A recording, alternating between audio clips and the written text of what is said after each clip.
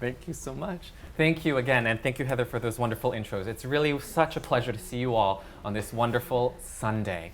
What a wonderful group, and you're all in for a really great treat today at the theater.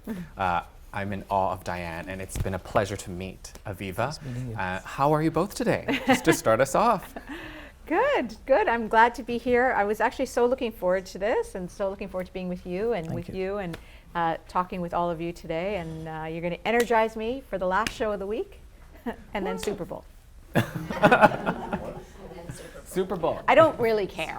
It's just, there's going to be wings, there's going to be bean dip. It's all good.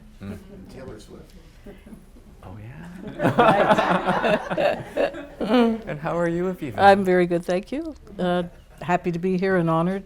Saw the play on Friday night, and it's fantastic. If you haven't seen it, truly, I'm not just saying it because she's sitting beside me and she hits like a whatever. Yeah. It's absolutely brilliant. So, Agreed. Thank you. The structure of our chat today will be very informal. I wrote up some questions that I found very inspiring that connected sort of practices between these two incredible women. And I'll leave some space near the end that if you have any questions of your own, we'll get a chance to moderate them with our lovely panel.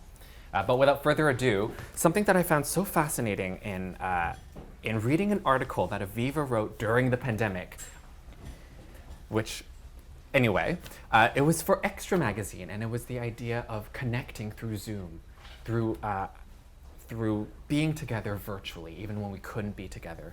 And a line that you wrote in it was that, simply put, we are obligated to one another as neighbors, as fellow people, as community members. And it's something that made me think, from your play as well, Diane, how guilt, the way that you, and I'll try not to spoil anything in this play for you to see, but guilt is offered as this prism for us to interpret, for us to take so many meanings from. And I just had this question in my head around, how do you feel that guilt offers moments of connection with one another rather than distance? How does guilt obligate us to one another? And I offer that to you. Both. okay. What I had said about being obligated to one another was really, was focused on the whole concept of Passover, and the whole concept of we were slaves in Egypt, and we must remember that everybody at one point or another is slaves. That we are all connected, which comes in the play as well. Yeah. As far as guilt goes, when I was reading about guilt, because I did research because I'm anal that way, so what I was doing, so. I mean, there's two things. One is really in poor taste, forgive me, but these were professors who said, they may not have made the joke, but they said that when a Jewish Alzheimer's is when you forget everything but guilt.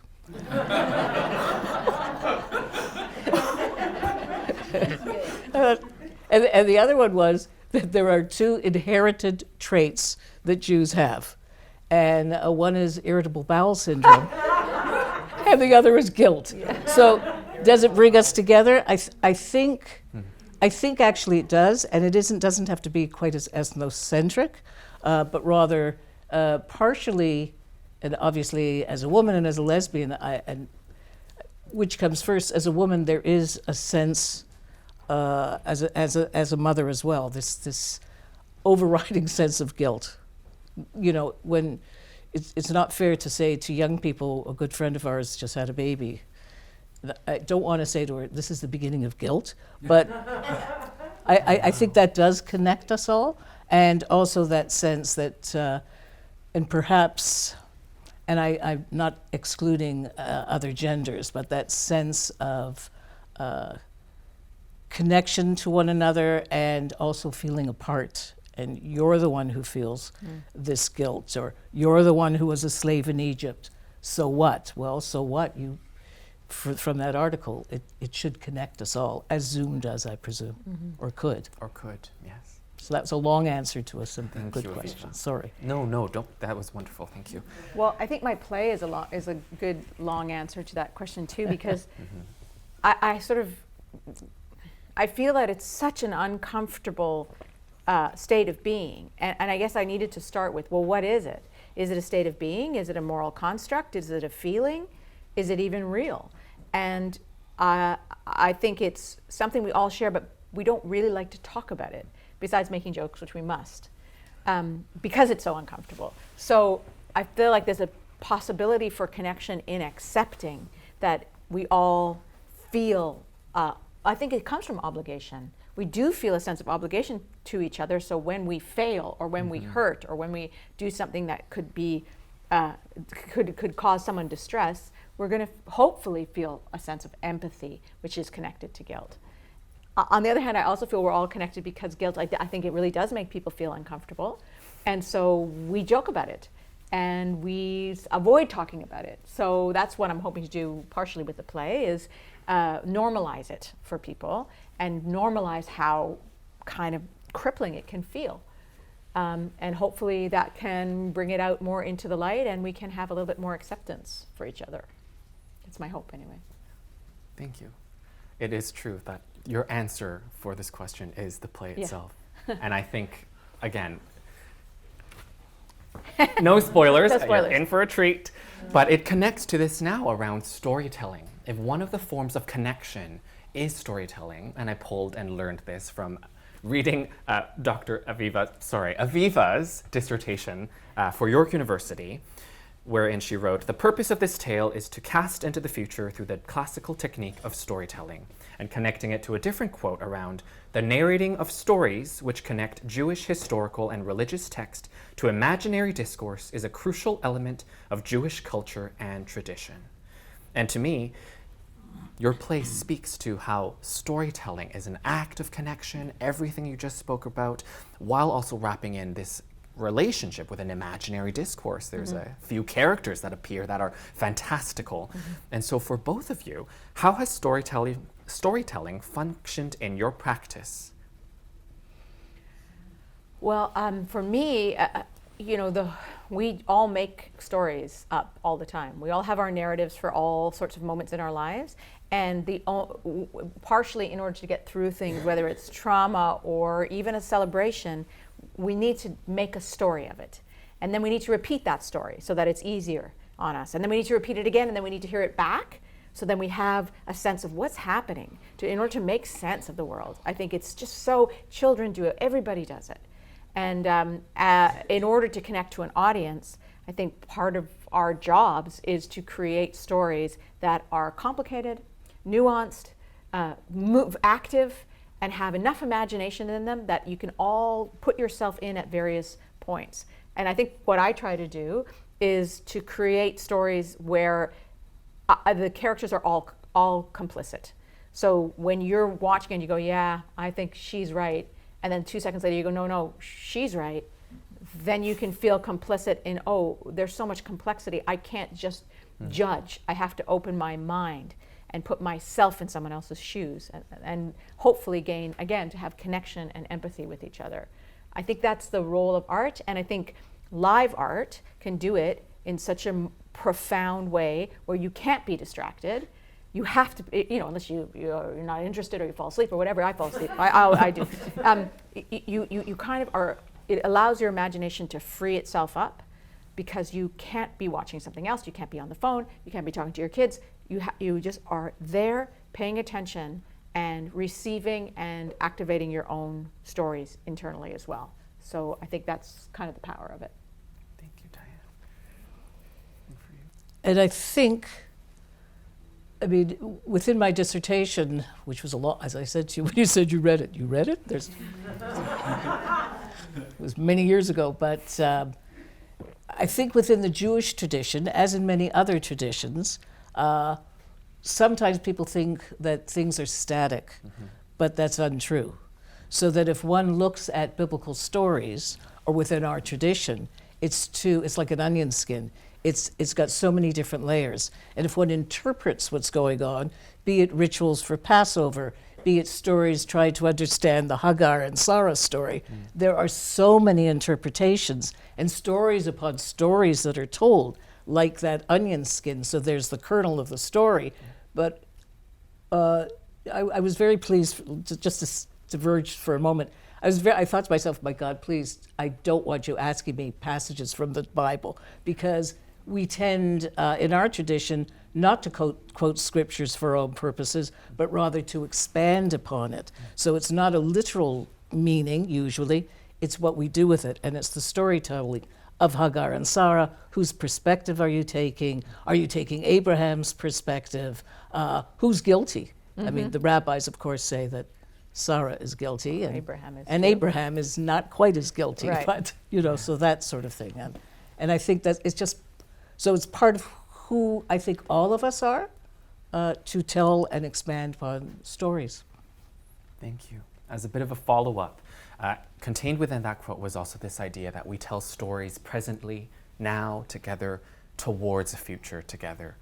And I wanted to ask around that. In your piece as well, there are echoes of hearkening towards the future by embracing the past and telling it in the present. What is your hope of utopia in storytelling or through the use of storytelling? What do you wish for in the future through storytelling? I just wish for understanding between people, connection between people, more deep thought. It's just, I find it so disturbing to see how story is being disseminated so quickly in social media, with such hitting all those awful parts of our psyche, the triggering all that alert, fight, anger, distaste. And I have to step back because I do it too.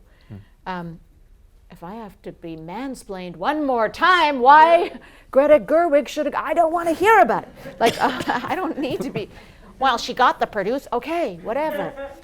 But, it's easy to get triggered. And I think if we can tell stories that allow more complexity, then hopefully we have a bit more connection. That's all, between the pandemic and the interweb, we need to reconnect to each other. And I read this really cool article in the New York Times about an author who was writing about memory. He's written this fascinating new book. He's a neuroscientist and a professor and an author, and he's written this incredible book about memory, about how memory is not accurate even at all. But it does, every time we revisit a memory, it's allowing us to understand where we are now in a completely different way. And they have enormous uses to recall memory, to connect to memory. And that memory, in fact, is about the future. It's not about the past. Because every time you remember something, you're remembering it in this context in order to help understand the way to move forward. So if that's an That's answer, profound. yeah. Thank you for sharing that. Oh my. What?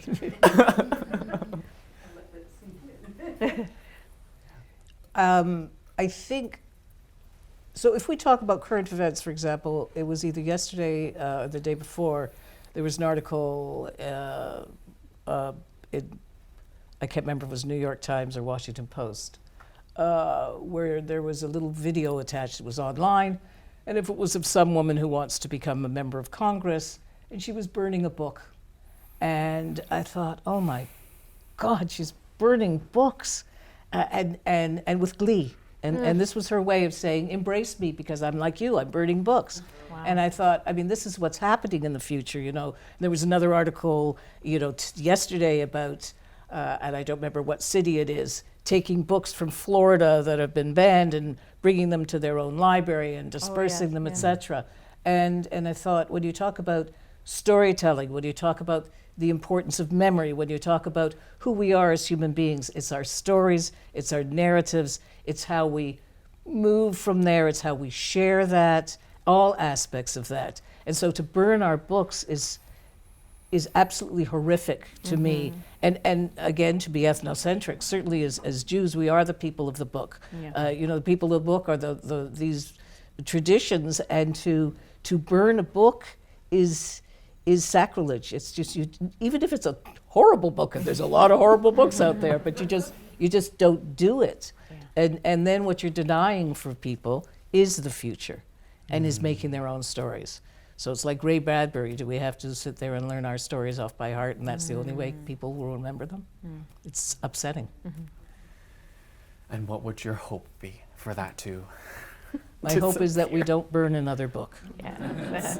As simply put as that. Yeah. Thank you. Yeah, exactly. Thank you both. And that article sounds, thank you for sharing that. Yeah, sort I of don't know. quote. Gosh, I don't remember his name. How hilarious. Memory. Oh well. Memory. But you do remember guilt. Oh, Oh, yeah. that's, yes. One of the final sentences of the mission statement for Cher Libenu is that we welcome new rituals and liturgy whilst recognizing and affirming the many paths our tradition offers. And something that I was so struck by in researching both of you is the idea of taking tradition, and you just sort of echoed this in some of what you shared, taking tradition but reinterpreting it or opening it around inclusivity, to reframe tradition for more or for all or for others. And so I was curious around this. We've talked about story as sort of memory or story as connection, but now story as ritual. Story as ritual to practice a new tradition, or story as ritual for the future. Yeah. How does that operate for you? It's interesting. I think in the pandemic, it really hit me for how important it really is to tell the story of Passover, for instance.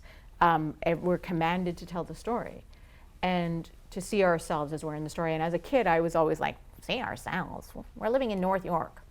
See ourselves as slaves? What are you talking about? I have to go to Hebrew school. I'm a slave. You know, it's like, it didn't mean anything to me.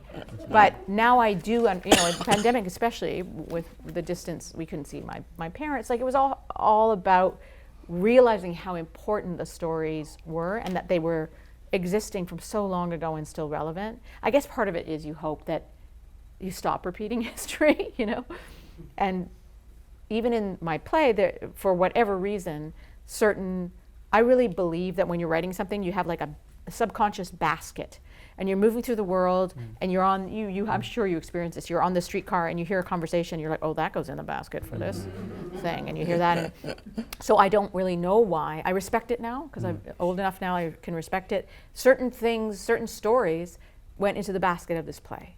Certain stories, biblical retellings, went into the basket of this play. Why?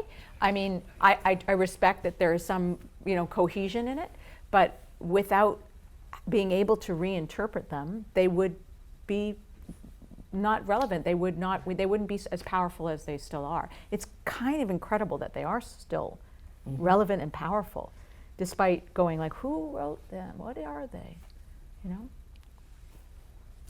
Yes, may I resist? Yes, I mean, Yes, please.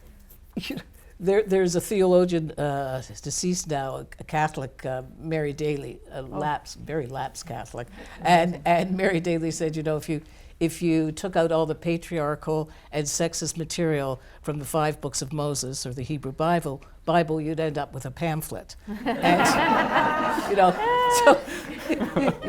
you look at these stories and a pamphlet, yeah, and I would say that I thought if you took out all the guilt, you'd have a 1-page ad, right? So, but I think why these stories are relevant is because they're not just the stories. It's what, in many respects, has already been answered. It's what we do with these stories. It's how we expand upon these stories. It's about, people say, well, the fundamentalism or the fundamentals of Christianity and Judaism and Islam, or even Hinduism, there are no fundamentals. If Moses came back, he'd say, what are you doing? Yeah. If Muhammad came back, I think he would say the same thing, and Jesus would absolutely say the same thing, because we have changed things, and we continue to interpret them for good or bad or indifferent, and are to keep things vibrant and to keep them meaningful, you have these biblical narratives, and yes, they're patriarchal, and yes, they're sexist, and yes, women are to blame for a great deal of things, and sometimes not even mentioned by name. But if we value them, then we have to find a way to, as hopefully the synagogue that I am a part of did and does, is to keep them alive, keep them relevant, interpret them so that they are, without removing the roots. I must admit, to me, it's important to keep the roots, but to branch out. Thank you. Diane, you alluded to this already. You are a very experienced and wonderful artist. I am very curious around how creating guilt was an act of new storytelling for you? It's interesting. I think it's because it's very much based on my own experience, and most of the things that I've written, while would potentially have some autobiographical components, they were always personally important to me, but not really about my life. Or if they were about my life, they would be really extended. But in this case, it was just I had to write my way through it, and then I realized that the way to do it was to do a solo show, which this is my 5th, and every time I do one, I'm like, oh, I'm so tired, so hard. But sometimes it's just the way it has to be if you're going to actually put the material out there. So in that way, it's new, and also I'm working with the director, Lisa Palmer, who also directed Fall on Your Knees, and she directed one of my other solo shows, Random Acts, and a show called Body Politic that was a really fabulous piece, and she's directed a million things. And when I was speaking to her, I really wanted to have more of a design presence. I wanted the sound and the lights to take over from me in the show. And I didn't know how to really express that or make it happen, but with her and our design team, I think they really have done that. Yes, and that is a kind of wonderful little new step for me. Wow. Yeah. Thank you. Before we move into our sort of Q&A, I have one more question for the both of you.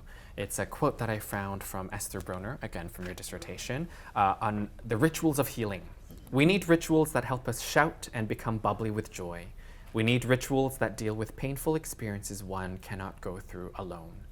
And that for me echoed so much of my experience having seen Guilt a few times, sitting alone together, and this idea of balancing the joy. There are so many moments of great humor and also moments that move me to the core of a bit of a personal horror.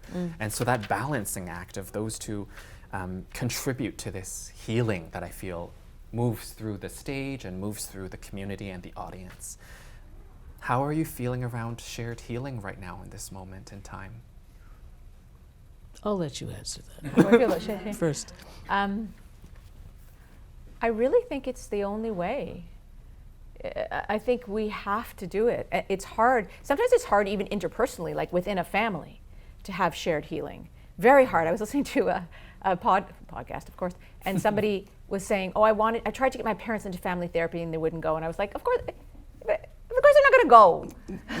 like, it's hard to do that interpersonally, but in a larger context as a society, hopefully we can share, because I find it weird that we have been through a worldwide pandemic and we are just moving forward. And we are not we're not going, hey, maybe that sort of $1,000 a month was actually not a bad idea. Maybe that extra childcare was not a bad idea. Like all the things that came out of it that were positive, we're not picking up on them and running with them. We're not really sitting and talking to our kids and going, how is math now? We're sort of just moving forward. So if we can pause and take a view from the bridge and share some moments together that, hey, this is hard, and hey, this is fun, then maybe we ourselves can really actually start a process of healing. It's just that we have to keep moving forward, right? So it's hard to step back, but I don't know. I think this is just taking an hour and 15 minutes and for me to be able to hopefully bring something like this up, that's my small contribution, I guess. So I'm trying. I think it's a difficult question. What does healing mean? And it's, I think one of the, and it's the cynic in me, looks at all these healing sessions that one can have, be it with a therapist or within. I'll go to a retreat and I will be healed, or instant healing. McDonald's mysticism sort of thing, and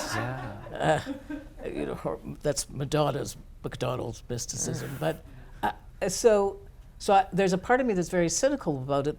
But indeed, I think being in community, opening up the door to community, be it through hopefully some sort of rituals, be it through a book that you've read, that you can open up and share with somebody. Because if you read the book, but you just keep it to yourself, what's the point? if you write the play just for yourself, you know, or your family, what's the point? It's the sharing of it. It's the being here today. It's the laughing together, the crying together. I think that's the healing, and recognizing that the hole I have inside me is the hole that you may have somewhere inside you. So. Wow. Thank you, Aviva. I welcome you all now to take a moment to consider if you have any questions you'd like to share or ask of our esteemed panelists. Yes, I just please. want to make a quick statement. My family, I'm a family of 10. I'm the oldest of 8. And we've had various divorces, parents, siblings, and one thing I've learned from it is bad communication is still communication. You know, when my one brother will, compare with his wife, and he's not talking to her anymore, it's just part of the process. Yeah, Don't true. make it an event. You know? That's a great point. Yeah. Move through it. Yeah. Does it say anything about guilt that the vast majority of people in this room are women? Well, there is this quote that, well, I guess because women are socialized to be more relational, so we need to take care, and we can perceive when we're not doing a good job of taking care. Those burdens sort of just societally fall on us. I did read this, and I wrote about it in this op-ed for the Globe, this figure that parents feel guilt 23 times a day. And my thing was, what do they do with the other 23 hours and 55 minutes? Right? But I mean, I think we are socialized to be caretakers or to be in relation to, so maybe we perceive things that we do wrong or that could do better, and we feel for we see the mistakes and we feel for what we could have done better. So I don't know, maybe that will shift in time, but I'm hoping my children feel guilty, and they're boys. That's the way forward. Absolutely. Way forward. Two out of my 4 children are boys. And, yep.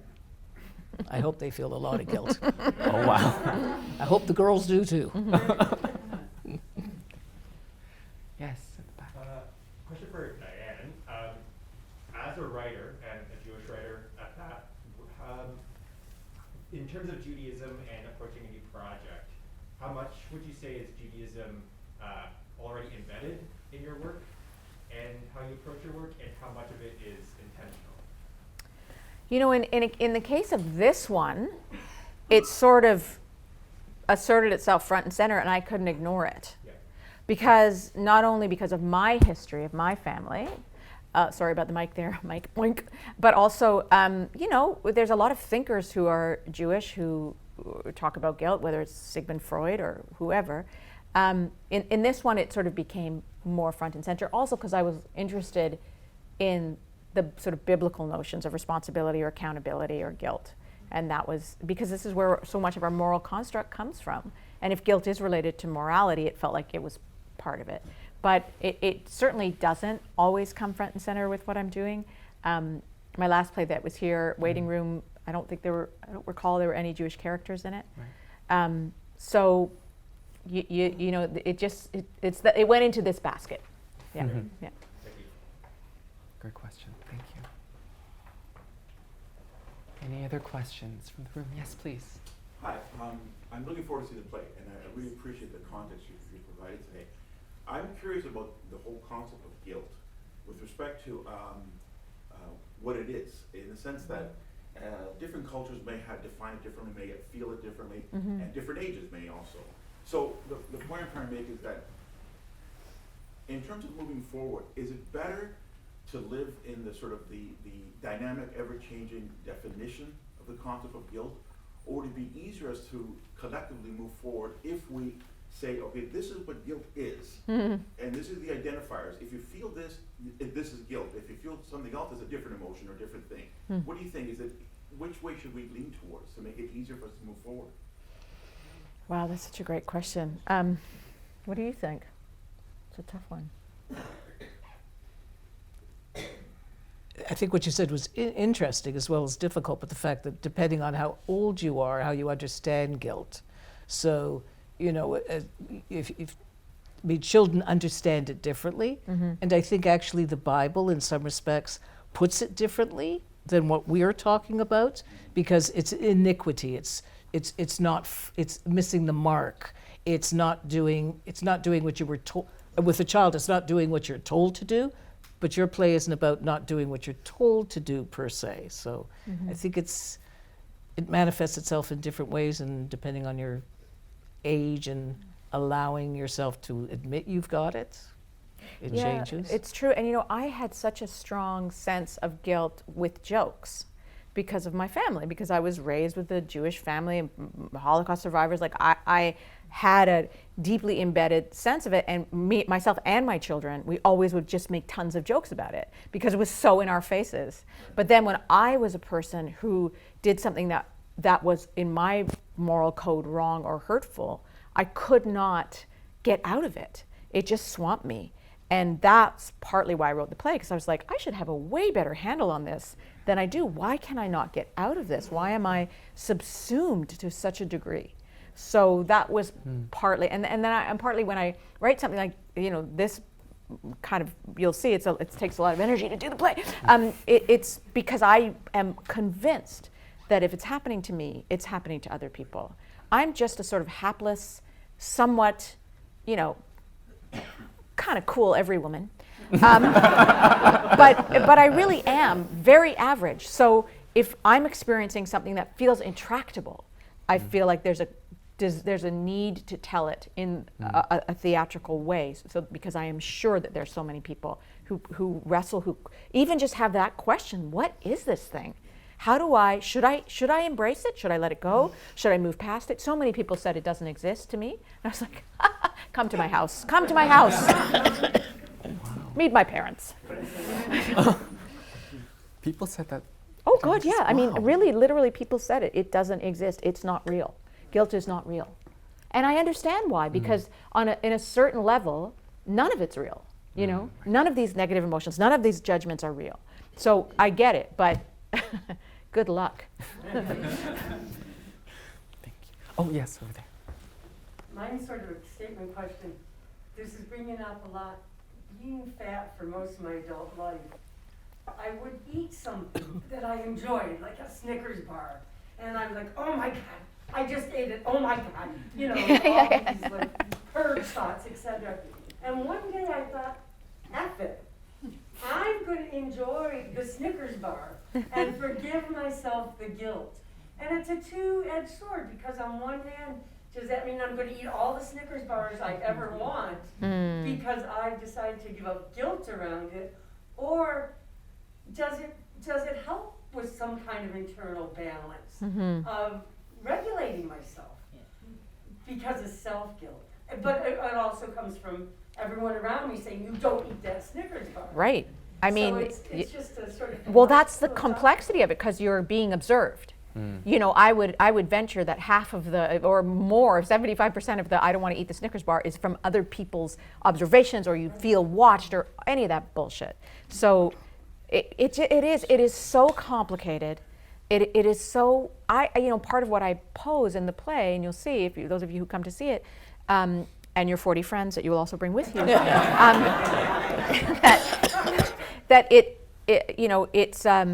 it's got utility.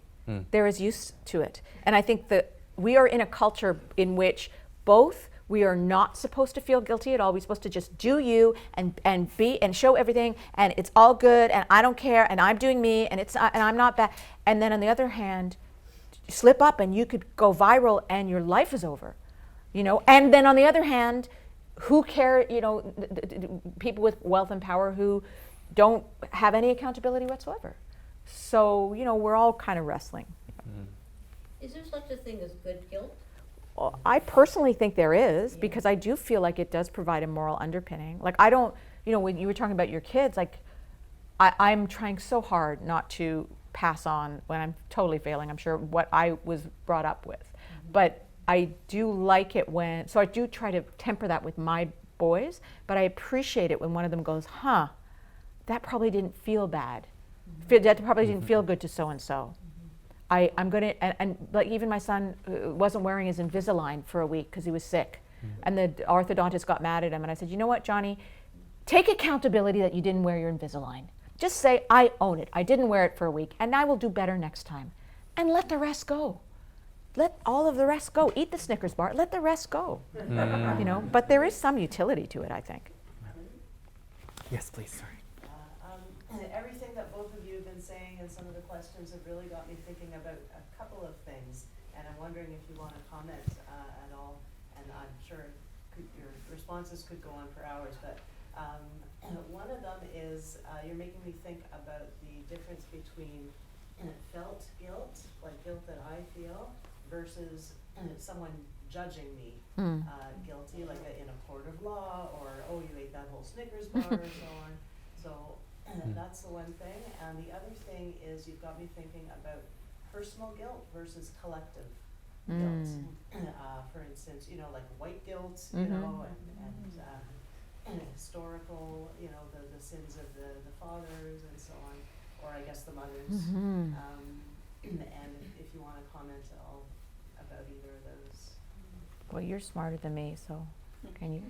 You speak to me. Yes. I would like to speak from experience. When I thought about guilt, and so here I'm at my age, it's okay to reveal. So I have been out for 36 years as a lesbian. I was married for 18 years, which is a good luck charm in Judaism. It means high. So for 18 years I was in a heterosexual marriage, and I had two sons, and coming out was so incredibly difficult. And I actually went away to a friend's cottage by myself, and spent 3 days contemplating what a great tan I was getting, as well as what am I going to do? Am I going to leave my husband? And what happens to my kids? And part of what happened is I thought to myself, maybe because I'm stubborn or because I felt great guilt. And then I thought, but I can't do this for my kids.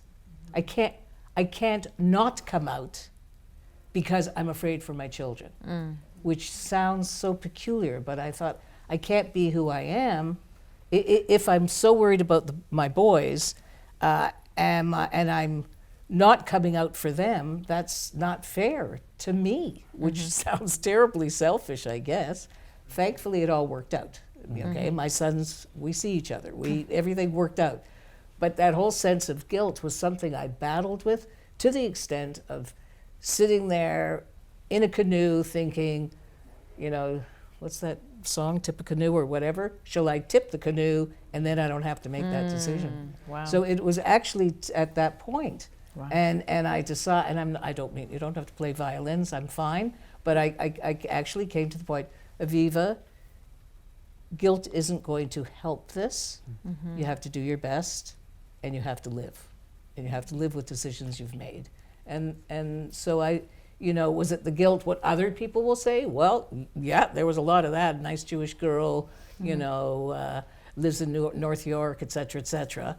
And the other part of me that said, and I was so crazy, I was so crazy, I actually thought, I can march down Bathurst Street, which is a very Jewish area, and say, I'm here, I'm queer, and I'm Jewish, and I'm fine. And it didn't work out quite that way. But notice, that was 36 years ago. Right.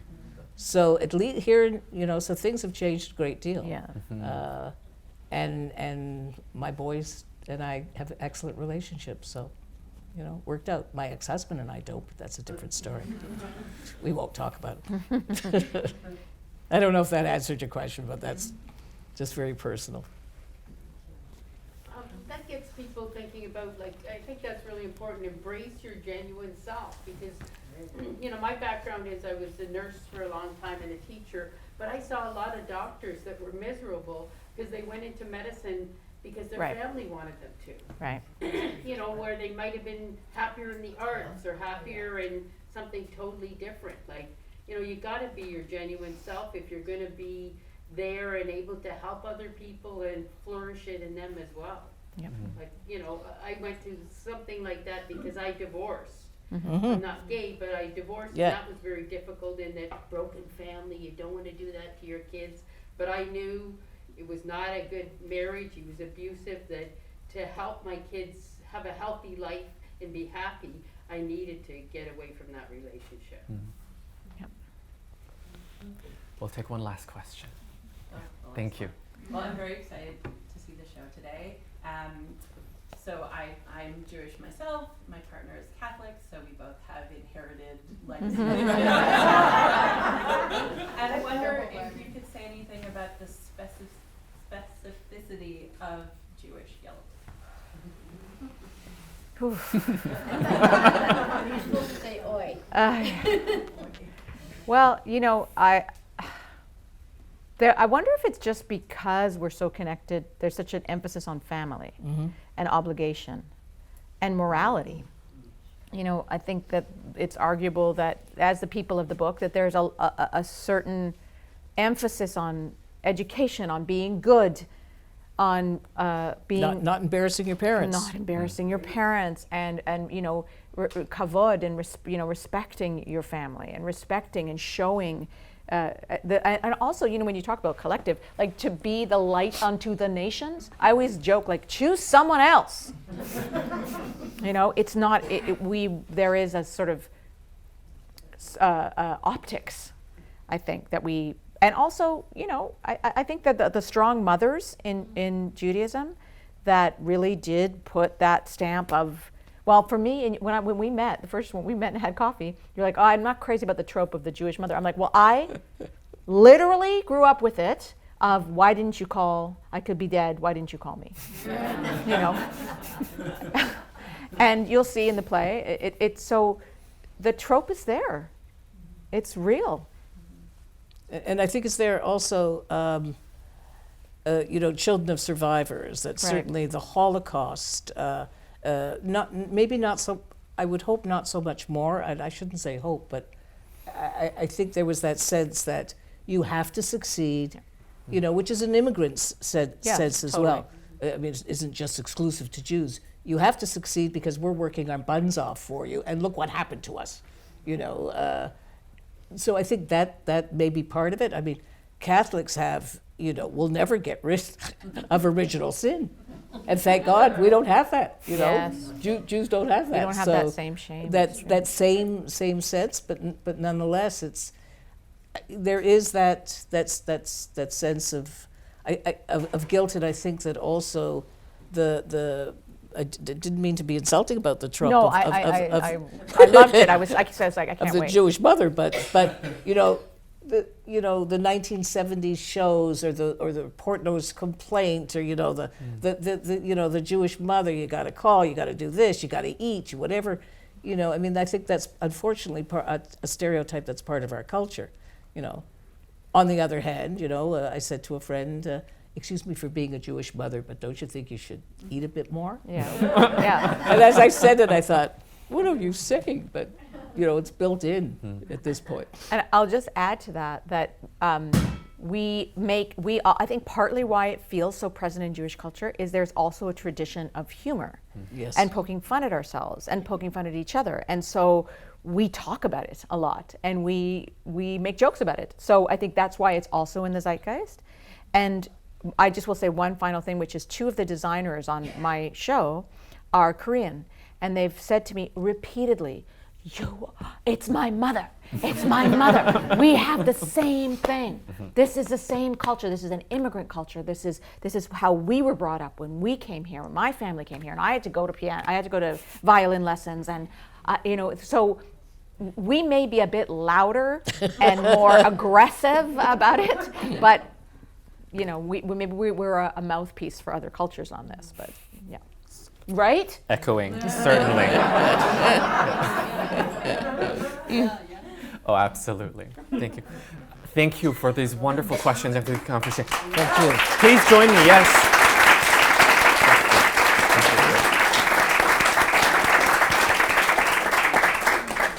I hope you all enjoy Guilt today. Thank you again for joining us on this Sunday. Oh, yes. Enjoy Guilt, the play, and Guilt in your lives. Thank you, Aviva. Thank you, Diane. Thank you.